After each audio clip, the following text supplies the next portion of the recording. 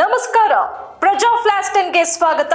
ನಾನು ಡಿಂಪ್ರಿತಾ ಯಶವಂತ್. ಇದೀಗ headlines. Brand Bengaluru ಪರಿಕಲ್ಪನೆಗೆ ತೀವ್ರ ಹಿನ್ನಡೆ. ವಿಧಾನಸೌಧ ಆವರಣದಲ್ಲೇ ಅಸಮರ್ಪಕ ಕಸ ನಿರ್ವಹಣೆ. ರಾಜ್ಯ ಸರ್ಕಾರಿ ನೌಕರರಿಗೆ ಹಳೆ ಪಿಂಚಣಿ ಯೋಜನೆ. ಡಿಸಿಎಂ ಡಿಕೆ ಶಿವಕುಮಾರ್ ಮಹತ್ವದ ಹೇಳಿಕೆ.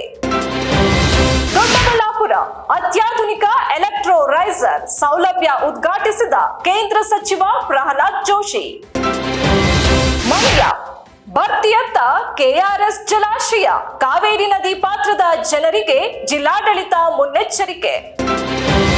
ಶೀರೂರು ಗುಡ್ಡ ಕುಸಿತ, 75% ಅವಶೇಷ ತೆರವು.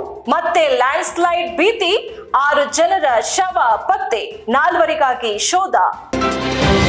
ಗಂಧದ ಮರ ಕಡಿದ್ರೆ 5 ವರ್ಷ ಜೈಲು ಶಿಕ್ಷೆ, 50,000 ದಂಡ. ಕರ್ನಾಟಕ ಹೈಕೋರ್ಟ್ ಮಹತ್ವದ ಆದೇಶ. ಜಮ್ಮು ಪಾಕ್ ಉಗ್ರರ ಒಳನುಸುಳುವಿಕೆ ಹೆಚ್ಚಳ, 500 ಪ್ಯಾರಾ ಕಮಾಂಡೋ ನಿಯೋಜನೆ. ಬಾಂಗ್ಲಾದೇಶ ಹಿಂಸಾಚಾರ, ಕನಿಷ್ಠ 105 ಮಂದಿ ಸಾವು.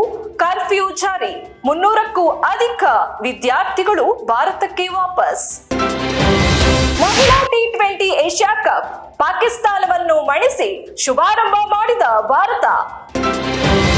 3 ಲುಕ್ನಲ್ಲಿ ಸೂರ್ಯ ನಟನೆಯ ಹಾಗೂ ಶಿವ ನಿರ್ದೇಶನದ ಕಂಗುವಾ ಸಿನಿಮಾ ಅಕ್ಟೋಬರ್ 10ರಂದು 3D ಆವೃತ್ತಿಯಲ್ಲಿ ಪ್ಯಾನ್ ಇಂಡಿಯಾ ತೆರೆ ಮೇಲೆ ಕಾಣಲಿದೆ. ಇದಾಗಿತ್ತು ಇವತ್ತಿನ ಪ್ರಮುಖ ಸುದ್ದಿ. ಇನ್ನಷ್ಟು ಸುದ್ದಿಗಳಿಗಾಗಿ ನೋಡ್ತಾ ಇರಿ ಪ್ರಜಾಧ್ವನಿ ಟಿವಿ.